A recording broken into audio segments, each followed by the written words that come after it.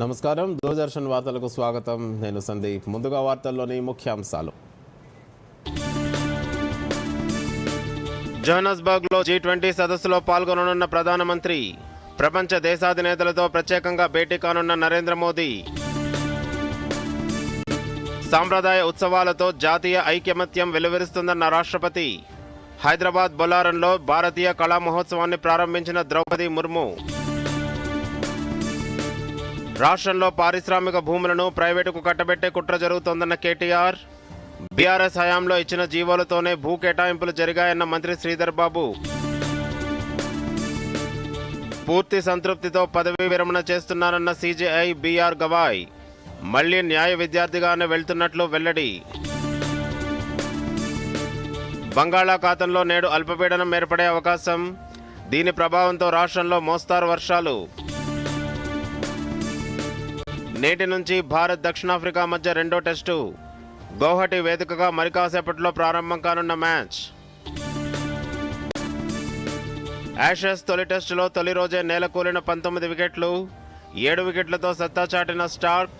5 వికెట్లతో రాణించిన Ben Stokes.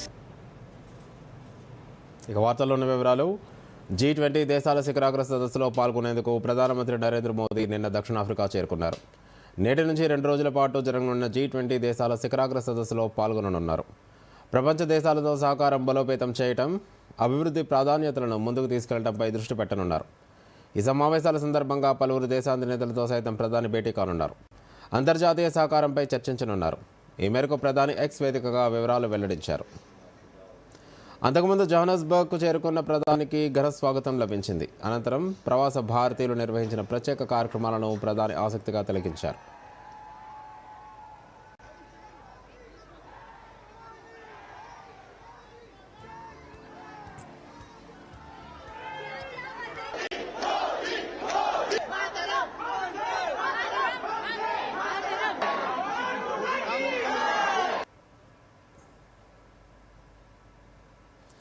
భారతీయ కళా మహోత్సవం ఘనంగా ప్రారంభమైంది. దేశంలో పశ్చిమ రాష్ట్రాల సాంస్కృతిక కళాత్మక ప్రదర్శన ఆకట్టుకుంటోంది. రాష్ట్రపతి ద్రౌపది ముర్ము ఈ వేడుకలను లాంఛనంగా ప్రారంభించారు. మరిన్ని వివరాలు. పశ్చిమ భారత రాష్ట్రాల సంస్కృతి సంప్రదాయాలను హైదరాబాద్ వేదికగా అద్భుతంగా ప్రదర్శిస్తున్నారు. ఈ నెల 30 వరకు ఈ కళా మహోత్సవం జరగనుంది. కేంద్ర సాంస్కృతిక మంత్రిత్వ శాఖ, జౌళి మంత్రిత్వ శాఖ, పర్యాటక మంత్రిత్వ శాఖ సహకారంతో రాష్ట్రపతి నిలయం నిర్వహిస్తోంది. సికింద్రాబాద్లోని రాష్ట్రపతి నిలయంలో 2వ ఎడిషన్ భారతీయ కళా మహోత్సవాన్ని ద్రౌపది ముర్ము లాంఛనంగా ప్రారంభించారు. ఈ కార్యక్రమంలో రాష్ట్ర governor Jishnu Dev Varma, Rajasthan governor Haribabu Bagde, Goa governor Pusapati Ashoka Gajapathiraju, కేంద్ర సాంస్కృతిక శాఖ మంత్రి గజేంద్ర సింగ్ షెకావత్, కేంద్ర బొగ్గు గనుల శాఖ మంత్రి కిషన్ రెడ్డి, రాష్ట్ర పంచాయతీరాజ్ శాఖ మంత్రి సీతక్క, గుజరాత్ రాష్ట్ర ఖాదీ గ్రామీణాభివృద్ధి శాఖ మంత్రి నరేష్ పటేల్ తదితరులు పాల్గొన్నారు. కళా మహోత్సవంలో ఏర్పాటు చేసిన స్టాళ్లను రాష్ట్రపతి సందర్శించారు. కళాకారులతో మాట్లాడి వివరాలను అడిగి తెలుసుకున్నారు. ఆ తర్వాత కళా మహోత్సవం ప్రారంభించారు. అనంతరం రాష్ట్రపతి ద్రౌపది ముర్ము మాట్లాడుతూ దేశ సంస్కృతి సంప్రదాయాల పట్ల ప్రపంచవ్యాప్తంగా ఆసక్తి నెలకొందన్నారు. భారత సంస్కృతి సంప్రదాయాల పరిపుష్టి కోసం కేంద్ర ప్రభుత్వం పలు చర్యలు చేపట్టిందని రాష్ట్రపతి ద్రౌపది ముర్ము అన్నారు. भारत की सभ्यता संस्कृति के बारे में और अधिक जान समझ सकेंगे। इसके लिए भारत सरकार अनेक कदम उठा रही है। इस दिशा में राष्ट्रपति भवन में भी अनेक प्रयास किए जा रहे हैं। नई दिल्ली में स्थित राष्ट्रपति भवन के साथ साथ शिमला, हैदराबाद और देहरादून में स्थित जनता के आगमन के लिए खुले हैं। वहाँ और अधिक से अधिक लोग आए तथा भारत की समृद्ध सांस्कृतिक विरासत और इतिहास से परिचित हो, इसके लिए विशेष प्रयास किए जा रहे हैं। राष्ट्रपति भवन को मैं जनता का ही भवन जानती हूँ, ये राष्ट्र का भवन है। इस सोच के अनुसार राष्ट्रपति भवन को आम जनता से जोड़ने के लिए निरंतर कार्य किया जा रहा है। वो महोत्सव भारत के दक्षिणी राज्यों पर केंद्रित था। मेरा मानना है कि जैसे आयोजनों से विभिन्न क्षेत्रों में रहने वाले हमारे देशवासियों को एक दूसरे को समझने में मदद मिलती है। అంతకుముందు తెలంగాణ గవర్నర్ జిష్ణుదేవ్ వర్మ మాట్లాడుతూ భారతీయ కళా మహోత్సవం రాష్ట్రపతి నిలయాన్ని వైభవోపేతమైన కళా సాంస్కృతిక నిలయంగా మార్చిందన్నారు. ఈ ఉత్సవాలు దేశ సమైక్యతను ఎత్తి చూపుతాయని, వివిధ ప్రాంతాల ప్రజలను ఏకం చేస్తాయని పేర్కొన్నారు. కేంద్ర సాంస్కృతిక శాఖ మంత్రి గజేంద్ర సింగ్ షెకావత్ మాట్లాడుతూ ఈ ఉత్సవాలు భారత ఆత్మను ఆవిష్కరిస్తున్నాయని, పశ్చిమ భారత సంస్కృతి సంప్రదాయాలను హైదరాబాద్ వేదికగా ప్రదర్శిస్తున్నాయని తెలిపారు. A living gallery celebrating the splendor of Western India. While last year's Kala Mahotsav honored the unparalleled cultural wealth of India's northeast, this year we rejoice in the vivacious spirit of Western India, reminding us how our nation's strength lies in boundless diversity. और मुझे अत्यंत प्रसन्नता है कि पिछले बार हैदराबाद और तेलंगाना राज्य के कम से कम 1 लाख लोगों ने इस उत्सव का आनंद लिया था और इससे यह सिद्ध हुआ था कि सांस्कृतिक आदान प्रदान भारत को एक विविधता से भरे हुए भारत को एकता के सूत्र में बांधने सबसे मजबूत तंतु है। इस वर्ष इस सांस्कृतिक कैनवास को और अधिक व्यापक बनाते हुए जैसा हम सब की जानकारी में आया है कि पश्चिम भारत को केंद्र में रख करके यह आयोजन किया गया है. కేంద్ర బొగ్గు గనుల శాఖ మంత్రి కిషన్ రెడ్డి మాట్లాడుతూ దేశంలోని వివిధ ప్రాంతాల సంస్కృతి సంప్రదాయాలు, కళల గురించి నవతరం యువతకు అవగాహన కల్పిస్తుందని తెలిపారు. ఏక్ భారత్ శ్రేష్ఠ భారత్ భావనకు అనుగుణంగా ఈ మహోత్సవం ఏర్పాటైందని తెలిపారు. అంతకుముందు రాష్ట్ర మంత్రి అనసూయ సీతక్క మాట్లాడుతూ సమ్మక్క సారలమ్మ జాతరకు రాష్ట్రపతిని ఆహ్వానించారు.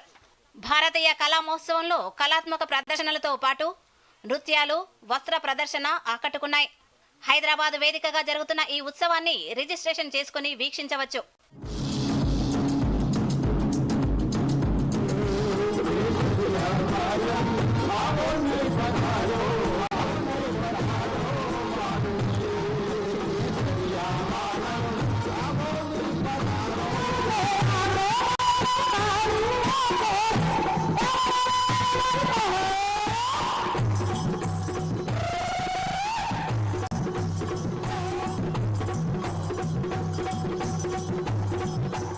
Bureau report, Doordarshan news. పూర్తి సంతృప్తితో పదవి విరమణ చేస్తున్నట్టు సుప్రీంకోర్టు ప్రధాన న్యాయమూర్తి జస్టిస్ బిఆర్ గవాయ్ తెలిపారు. 4 దశాబ్దాల న్యాయ ప్రస్థానం ముగిస్తూ మళ్లీ న్యాయ విద్యార్థిగానే వెళ్తున్నట్లు భావోద్వేగంతో పేర్కొన్నారు. ఆదివారం పదవి విరమణ చేయనున్న ఆయనకు నిన్న చివరి పనిదినంగా వీడ్కోలు కార్యక్రమం జరిగింది. నూతన CJI justice Suryakant, justice K Vinod చంద్రన్తో కలిసి ఆయన ఈ కార్యక్రమంలో పాల్గొన్నారు. సాయంత్రం సుప్రీంకోర్టు బార్ అసోసియేషన్ వీడ్కోలు కార్యక్రమంలో కూడా ఆయన తన అనుభవాలు పంచుకున్నారు. అటార్నీ జనరల్ వెంకటరమణి, కపిల్ సిబాల్ సహా అందరి ప్రశంసలకు కృతజ్ఞతలు తెలిపారు. దేశానికి తాను చేయగలిగినదంతా చేశానన్న సంతృప్తితో కోర్టు గదిని వీడుతున్నట్లు భావోద్వేగంతో వెల్లడించారు.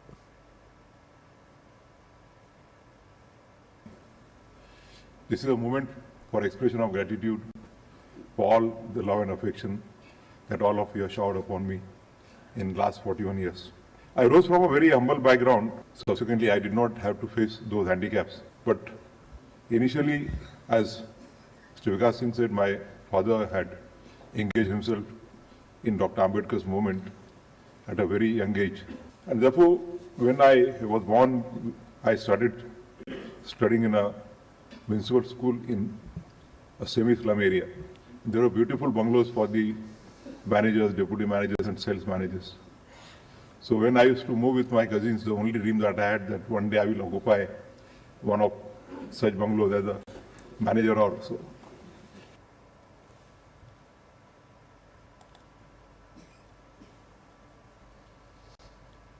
ఢిల్లీలో డ్రోన్ల ద్వారా భద్రతా బెదిరింపులు పెరుగుతున్న నేపథ్యంలో లెఫ్టినెంట్ గవర్నర్ వికే సక్సేనా కీలక ఆదేశాలు జారీ చేశారు.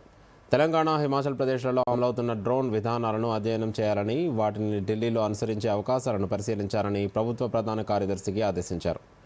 పేలుడు ఘటన తర్వాత భద్రతా చర్యలను వేగవంతం చేయాలని సూచించారు. ఈ మేరకు తీసుకున్న చర్యల వివరాలను 3 వారాల్లో సమర్పించాలని తెలిపారు. తెలంగాణ డ్రోన్ పాలసీలో భాగంగా రాష్ట్ర ప్రభుత్వ డ్రోన్ సిటీని ఏర్పాటు చేస్తుంది. ఇది దేశానికి దిశానిర్దేశం చేసే మానవరహిత ఏరియల్ వాహనాల పరీక్ష, వ్యాపార కేంద్రంగా ఉండనుంది.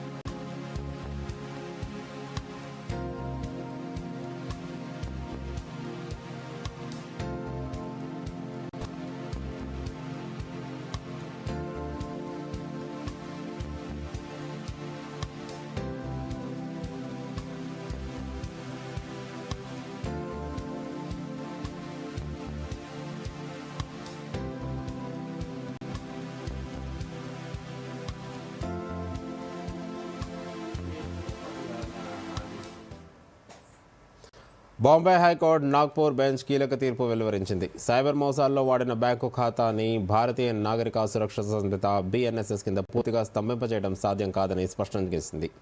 అయితే నేరం ద్వారా వచ్చిన మొత్తాన్ని మాత్రమే ఉపసంహరణ నుంచి నిరోధించవచ్చని, మిగతా చట్టబద్ధ లావాదేవీలను అనుమతించాలని ధర్మాసనం ఆదేశించింది. సైబర్ మోసాల్లో లబ్ధి పొందిన సొమ్ముతో లావాదేవీలు జరిపారన్న ఆరోపణలు ఎదుర్కొంటున్న 7 దాఖలు చేసిన పిటిషన్లపై స్పందిస్తూ కోర్టు ఈ నిర్ణయం తీసుకుంది. ఖాతా మొత్తం స్తంభింపజేస్తే నిర్దోష వ్యక్తుల హక్కులు దెబ్బతినవని ధర్మాసనం పేర్కొంది.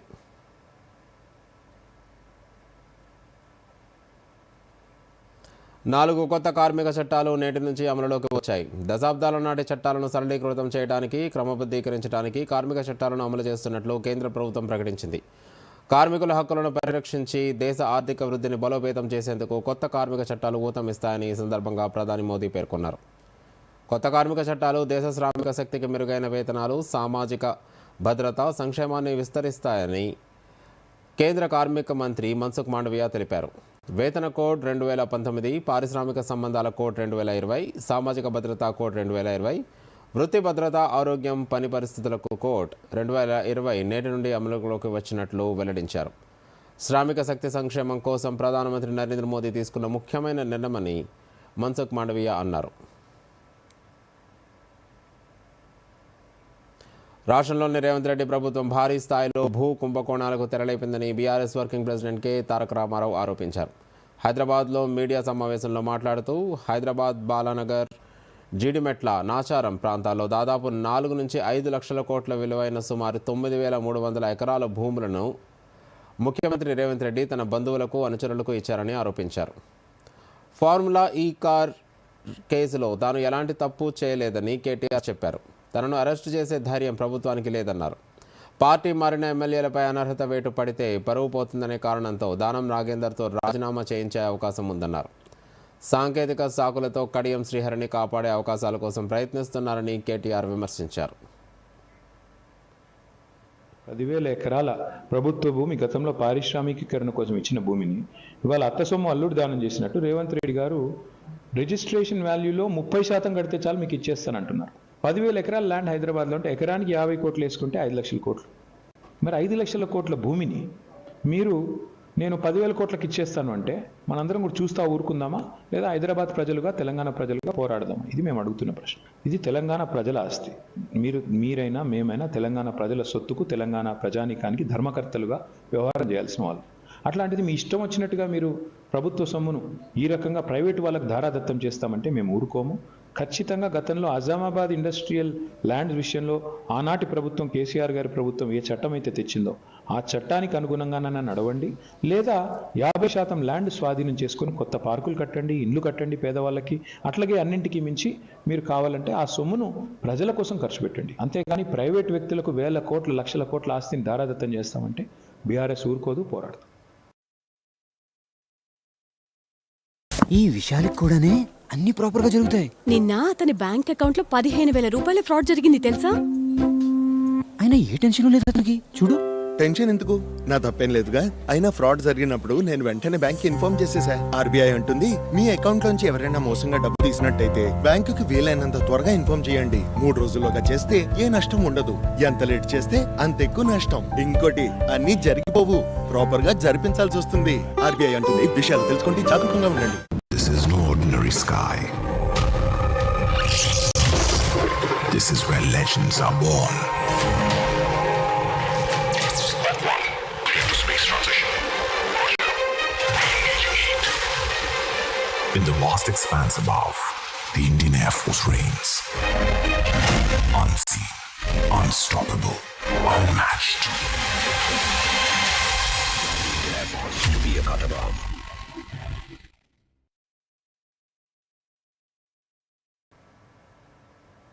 వార్తలకు తిరిగి స్వాగతం. బీఆర్ఎస్ వర్కింగ్ ప్రెసిడెంట్ కె తారక రామారావు ఆరోపణలను మంత్రి శ్రీధర్ బాబు ఖండించారు. ముఖ్యమంత్రి రేవంత్ రెడ్డి ప్రభుత్వంలో భారీ భూ కుంభకోణాలకు తెరలేపిందన్న కేటీఆర్ ఆరోపణల్లో వాస్తవం లేదన్నారు. 2023లో బీఆర్ఎస్ ప్రభుత్వం జారీ చేసిన ఉత్తర్వుల మేరకు పారిశ్రామిక వర్గాలకు భూ కేటాయింపులు జరుపుతున్నామని శ్రీధర్ బాబు స్పష్టం చేశారు. గత ప్రభుత్వం మాదిరిగా అడ్డగోలుగా జీవోలు చెల్లింపులు చేయటం లేదన్నారు. గత ప్రభుత్వం ఇచ్చిన 3 ఉత్తర్వుల పరిధిలోనే హైదరాబాద్లోని భూముల బదిలీకి అనుమతి ఇచ్చామన్నారు.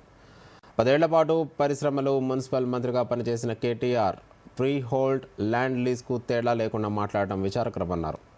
పెట్టుబడులు రావాలి, ఉపాధి పెంచాలి అనేదే ప్రభుత్వ లక్ష్యమని అన్నారు. గ్రిడ్ పాలసీ తీసుకొచ్చిన వారి హయాంలో ఆ గ్రిడ్ పాలసీ పరంగా కూడా ఈరోజు డెవలపర్ కి ఏ విధమైన సదుపాయం కల్పించాలి, ఏ విధంగా ఇన్సెంటివ్స్ కల్పించాలి, ఏ విధంగా ముందుకు తీసుకెళ్లాలని వారి ప్రభుత్వంలోనే తీసుకున్నారు. 100 ఏళ్ల ఘన చరిత్ర కలిగిన సిపిఐ ఒకటే ప్రజా ఉద్యమాల సారథిగా నిలిచిందని కొత్తగూడెం ఎమ్మెల్యే కూనంనేని సాంబశివరావు పేర్కొన్నారు. దేశానికి పూర్తి స్వాతంత్ర్యం కావాలని పిలుపున్న ఏకైక పార్టీ తమదేనని అన్నారు. భద్రాద్రి కొత్తగూడెం జిల్లా పాల్వంచలో సిపిఐ శత జయంతి ముగింపు ఉత్సవాల్లో కూనంనేని సాంబశివరావు పాల్గొన్నారు. ఈ సందర్భంగా నిర్వహించిన బహిరంగ సభలో కూనంనేని మాట్లాడుతూ ఎన్నో ఆటుపోట్లు ఎదురైన పార్టీ తట్టుకొని నిలబడిందని చెప్పారు. డిసెంబర్ 26న ఖమ్మంలో జరిగే శత జయంతి ముగింపు బహిరంగ సభను జయప్రదం చేయాలని కోరారు. సిపిఐ జాతీయ నేత చాడా వెంకటరెడ్డి మాట్లాడుతూ అనేక పార్టీలు వచ్చిపోతాయి, కానీ కమ్యూనిస్ట్ పార్టీ మాత్రం చిరస్థాయిగా ఉంటుందని పేర్కొన్నారు. పేద ప్రజలకు ఎప్పుడూ అండగా నిలుస్తుందని చెప్పారు. సిపిఐ జెండా సూర్యచంద్రులు ఉన్నంత కాలం ఎగురుతుందని ధీమా వ్యక్తం చేశారు. రాష్ట్ర వ్యాప్తంగా కమ్యూనిస్ట్ ఉద్యమాన్ని మళ్లీ బలోపేతం చేస్తామని ప్రకటించారు. 26 నాటికి భారతదేశంలో కమ్యూనిస్ట్ పార్టీ పుట్టి 100 సంవత్సరాలు పూర్తవుతున్న సందర్భంగా భారతదేశ వ్యాప్తంగా అంటే జాతీయ స్థాయిలో ఖమ్మంలో బహిరంగ సభ జరపాలని, ఆ బహిరంగ సభకు 5 లక్షల మందిని సమీకరించాలని భారతదేశ కమ్యూనిస్ట్ పార్టీ నిర్ణయించింది. అందులో భాగంగా మన తెలంగాణ నుంచి, అందులో ప్రత్యేకంగా మన కొత్తగూడెం ఈ జిల్లా, ఖమ్మం జిల్లా నుంచి మరింత ఎక్కువ మందిని జమ చేయాలని చెప్పి ఆలోచనలో భాగంగానే ఇవాళ రాష్ట్రంలో 3 ప్రాంతాల నుంచి 3 జాతాలు మొదలైనాయి. ప్రయాణికుల భద్రతతో పాటు సురక్షిత ప్రయాణం కోసమే అభయ యాప్ను అనుసంధానం చేశామని జిల్లా ఎస్పీ సుధీర్ రామ్నాథ్ అన్నారు.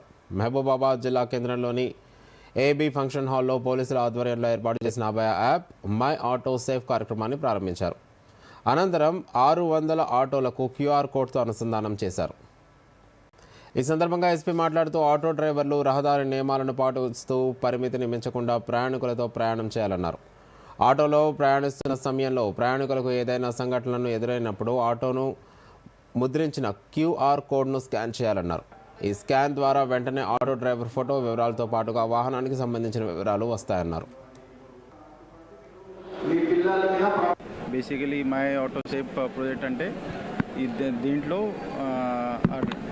వెహికల్ది ఆటోది ఓనర్ డీటెయిల్స్ ఉంటుంది, తర్వాత డ్రైవర్ డీటెయిల్స్ ఉంటుంది. ఆటోలో మనం ట్రావెల్ చేసినప్పుడు లైవ్ లొకేషన్ కూడా ట్రాక్ చేయొచ్చు. దీంతో ప్యాసింజర్ సేఫ్టీ మనకు చాలా ఇంపార్టెంట్ ఆస్పెక్ట్ ఉంది కాబట్టి ఒక ప్యాసింజర్కి ఒక భరోసా కలపడానికి ఇది ప్రాజెక్ట్ ఉంటుంది. ఎస్పెషల్లీ ఉమెన్ సేఫ్టీ భాగంగా కూడా ఇది చాలా ఇంపార్టెంట్ ప్రాజెక్ట్. ఈ ప్రాజెక్ట్ ఇంప్లిమెంట్ చేస్తే అంటే ఈ సబ్స్క్రైబ్ చేస్తే ఈ ఆటో డ్రైవర్ కూడా ప్రాపర్ ఇన్సూరెన్స్ సేఫ్టీ నెట్వర్క్ వస్తుంది. మత్స్యకారుల కుటుంబాలకు చేపల పెంపకం ద్వారా ఉపాధి కల్పించి ఆర్థికంగా అభివృద్ధి చేసేందుకు కాంగ్రెస్ ప్రభుత్వం కృషి చేస్తుందని ఎమ్మెల్యే మురళీ నాయక్ అన్నారు. మహబూబాబాద్ జిల్లా కేంద్రంలోని కంబాల చెరువులో ప్రభుత్వం ఉచితంగా పంపిణీ చేపట్టిన 126,000 చేప పిల్లలను ఎమ్మెల్యే వదిలిపెట్టారు. ఈ కార్యక్రమంలో జిల్లా మత్స్యశాఖ అధికారి శివప్రసాద్, మత్స్యకారులు, కాంగ్రెస్ పార్టీ నేతలు పాల్గొన్నారు. ఈ సందర్భంగా ఎమ్మెల్యే మురళీ నాయక్ మాట్లాడుతూ మహబూబాబాద్ నియోజకవర్గంలోని 305 చెరువులలో 1,73,45,000 రూపాయల విలువ గల చేప పిల్లలను విడుదల చేయనున్నామని అన్నారు. చెరువులు అన్యాక్రాంతం కాకుండా కాపాడుకోవాల్సిన బాధ్యత మత్స్యకారులపై ఉందన్నారు.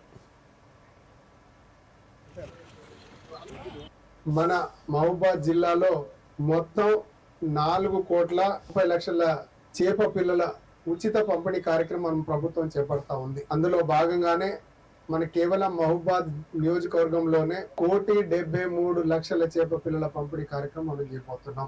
చాలా సంతోషం. మన ప్రభుత్వం బీసీల కొరకు, వారి హక్కుల కొరకు ఎంతో పోరాటం చేస్తున్నటువంటి మన గౌరవ ముఖ్యమంత్రి వారు రేవంత్ రెడ్డి గారు, అదే విధంగా పిసిసి అధ్యక్షులు మహేష్ కుమార్ గౌడ్ గారు, చెరువులను కాపాడే బాధ్యత మీదే. చెరువులో ఉన్నటువంటి చేపల మంచి చెడు చూసుకోవాల్సింది కూడా మీరే. పెద్ద కొడలా, ఇది నీ కోసం అమ్మా. దీనికి తొందర వచ్చింది. అరే చిన్న కొడలా, ఇదేమో నీ కోసం. ఇదిగో ఇది నా చిట్టి తల్లి కోసం. కానీ నాయనమ్మా మీకోసం అంతా తనదే. నా బ్యాంక్, లాకర్, ఫిక్స్డ్ డిపాజిట్ అన్నిట్లోనూ ఈవినేగా నామినీ చేశాను.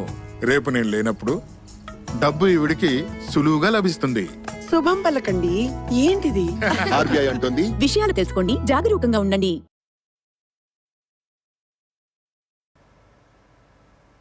వార్తలకు తిరిగి స్వాగతం.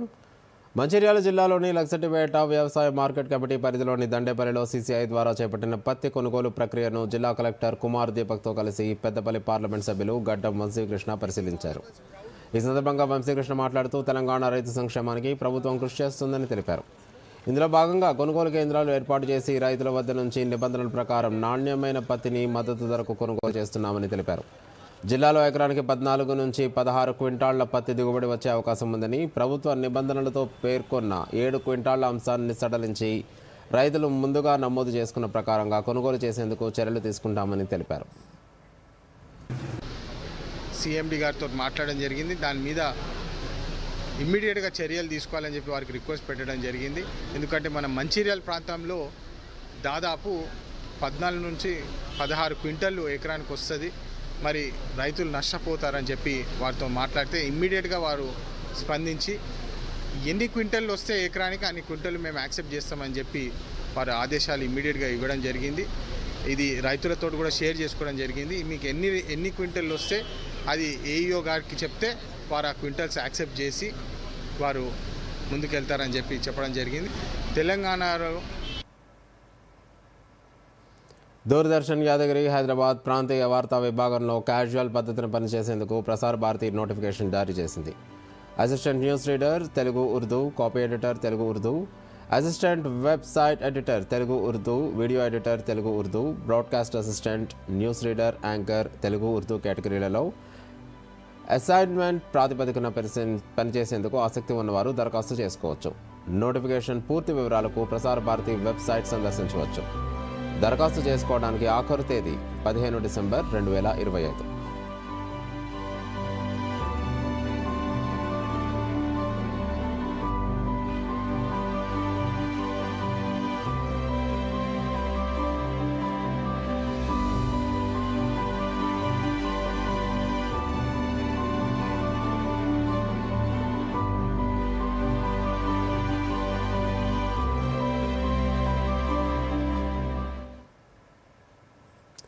దేశీయ మీడియా వినోద రంగం రాబోయే 10 ఏళ్లలో $31 బిలియన్ పైగా చేరుకుంటుందని అంచనా వేస్తున్నట్లు కేంద్ర సమాచార ప్రసార శాఖ సహాయ మంత్రి ఎల్ మురుగన్ పేర్కొన్నారు. గోవాలోని పనోజీలో 56వ భారత అంతర్జాతీయ చలనచిత్రోత్సవం సందర్భంగా అంబాసిడర్ల రౌండ్ టేబుల్ సమావేశం జరిగింది.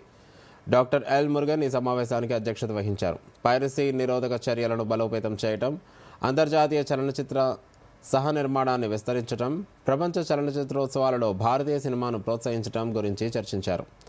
అనంతరం సమావేశంలో ఎన్ఎఫ్డిసి కన్సల్టెంట్ శృతి రాజ్ కుమార్ యాంటీ పైరసీ ఫ్రేమ్వర్క్ను ప్రదర్శించారు. సమాచార ప్రసార శాఖ కార్యదర్శి సంజయ్ జాజు మాట్లాడుతూ మీడియా వినోద పరిశ్రమ అభివృద్ధికి అంతర్జాతీయ సహకారం మరింత అవసరమని పిలుపునిచ్చారు.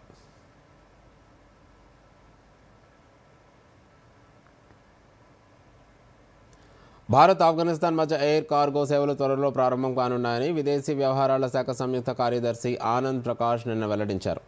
ఆఫ్ఘనిస్తాన్ వాణిజ్య మంత్రి అల్ హస్ నూరుద్దీన్ అజీజీ భారత పర్యటన సందర్భంగా కాబూల్, ఢిల్లీ, కాబూల్, అమృత్సర్ మార్గాల్లో ఎయిర్ ఫ్రైట్ కారిడార్ కార్యరూపం దాల్చింది. ఈ మార్గాల్లో సరుకు రవాణా విమానాలు అతి త్వరలో ప్రారంభమవుతాయి. ఇరు దేశాల మధ్య వాణిజ్య సంబంధాలు మరింత బలోపేతం కానున్నాయి. ద్వైపాక్షిక వాణిజ్యాన్ని పర్యవేక్షించేందుకు రాయబార కార్యాలయంలో వాణిజ్య ప్రతినిధిని నియమించేలా ఒప్పందం కుదిరింది. అలాగే వాణిజ్యం, పెట్టుబడులపై ఉమ్మడి కార్యాచరణ బృందాన్ని పునరుద్ధరించి ద్వైపాక్షిక వాణిజ్యాన్ని పెంచే దిశగా అడుగులు పడనున్నాయి.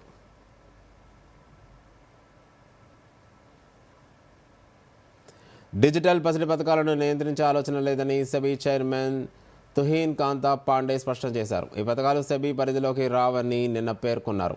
రీట్స్ ఇన్వెస్ట్ 2025 సదస్సులో మాట్లాడిన ఆయన mutual fund, gold ETFs, exchange traded gold సెక్యూరిటీల ద్వారా నియంత్రిత పసిడి పెట్టుబడులు చేయవచ్చని సూచించారు. డిజిటల్ పసిడి ప్లాట్ఫామ్లని సెబీ పరిధిలోకి తీసుకురావాలని పరిశ్రమ కోరిన కొద్ది రోజులకే ఈ స్పష్టత వచ్చింది. ఈ నెల ప్రారంభంలో సెబీ నియంత్రణ లేని డిజిటల్ పసిడి పథకాల్లో పెట్టుబడులు చేయవద్దని మదుపర్లు హెచ్చరించింది. ఈ పథకాల వల్ల గణనీయ నష్టాలు రావచ్చని హితవు పలికింది.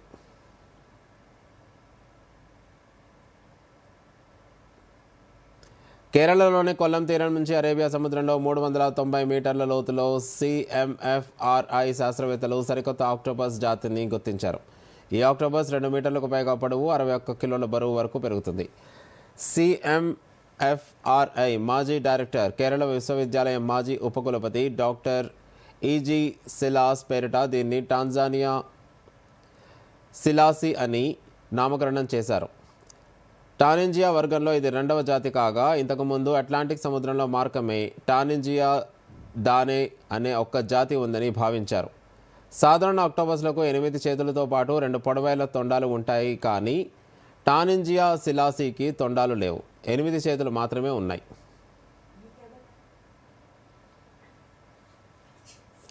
విశ్వసుందరి 2025 కిరీటం మెక్సికో వశమైంది. థాయిలాండ్లో అట్టహాసంగా జరిగిన 74వ మిస్ యూనివర్స్ పోటీల్లో మెక్సికోకు చెందిన ఫాతిమా బాష్ ఫెర్నాండెస్ విజేతగా నిలిచింది. గత ఏడాది విజేత డెన్మార్క్కు చెందిన విక్టోరియా గ్జైర్ థెయిల్విక్ ఆమెకు సాంప్రదాయబద్ధంగా కిరీటం ధరించింది. పోటీలతో పాటు వివాదాలు, కలకలం కూడా ఎక్కువైన ఈ ఈవెంట్లో ఫాతిమా ఆత్మవిశ్వాసం, గాంభీర్యం, అద్భుత ప్రదర్శనతో న్యాయ నిర్ణేతలను మెప్పించి టైటిల్ సాధించింది. మెక్సికోలో పుట్టిన 25 ఏళ్ల ఫాతిమా ఫెర్నాండెస్ ఈ ఏడాది సెప్టెంబర్లో మిస్ యూనివర్స్ మెక్సికో 2025గా ఎంపికైంది. టాబాస్కో నుంచి మొదటి మహిళగా జాతీయ పోటీలో విజయం సాధించిన ఆమె విశ్వవేదికపై మెక్సికో జెండాను ఎగురవేసింది. మెక్సికో అధ్యక్షురాలు క్లాడియా షైన్ బామ్ ఆమెను మహిళలకు ఆదర్శంగా ప్రశంసించారు.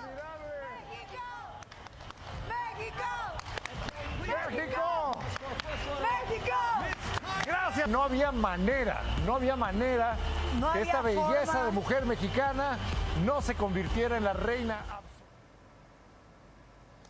బంగాళాఖాతంలో అండమాన్ సమీపంలో ఈరోజు అల్పపీడనం ఏర్పడే అవకాశం ఉందని భారత వాతావరణ విభాగం తెలిపింది. ఇది పశ్చిమ వాయువ్య దిశగా కదులుతూ సోమవారం నాటికి దక్షిణ మధ్య బంగాళాఖాతంలో వాయుగుండంగా మారుతుందని అంచనా వేసింది. దీని ప్రభావంతో రాబోయే 3 రోజుల్లో రాష్ట్రంలోని పలు ప్రాంతాల్లో తేలికపాటి నుంచి ఓ మోస్తారు వర్షాలు కురవచ్చని వెల్లడించింది.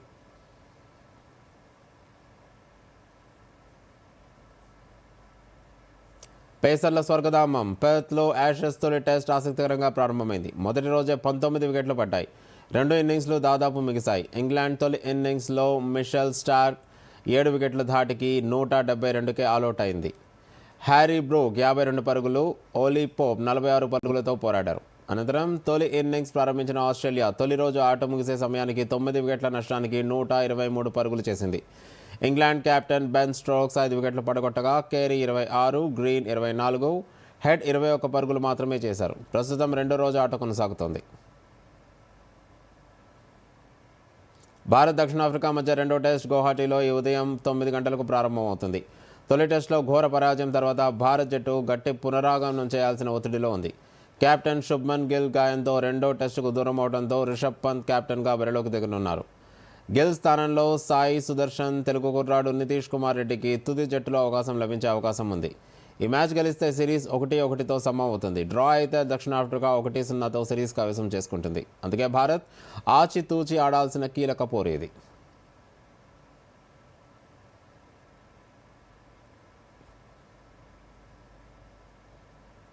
ఇక ముఖ్యాంశాలతో వార్తలు ముగిద్దాం. నమస్కారం.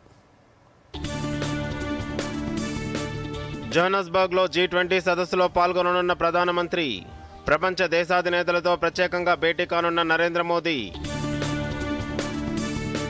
సాంప్రదాయ ఉత్సవాలతో జాతీయ ఐకమత్యం వెలువరిస్తుందన్న రాష్ట్రపతి.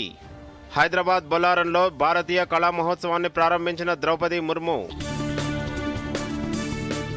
రాష్ట్రంలో పారిశ్రామిక భూములను ప్రైవేటుకు కట్టబెట్టే కుట్ర జరుగుతోందన్న కేటీఆర్. బీఆర్ఎస్ హయాంలో ఇచ్చిన జీవోలతోనే భూ కేటాయింపులు జరిగాయన్న మంత్రి శ్రీధర్ బాబు.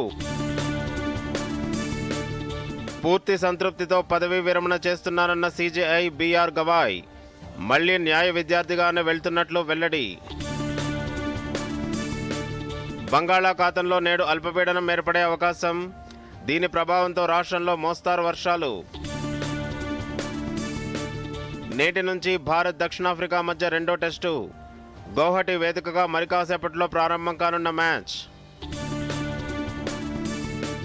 యాషెస్ తొలి టెస్టులో తొలి రోజే నేలకూలిన 19 వికెట్లు.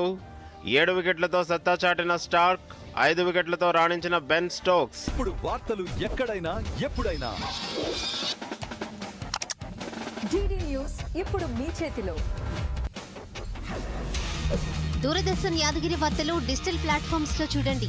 యూట్యూబ్, ఫేస్బుక్, ఇన్స్టాగ్రామ్, ఎక్స్ మరియు వేవ్స్ లో ఫాలో అవ్వండి, లైక్ చేయండి, షేర్ చేయండి.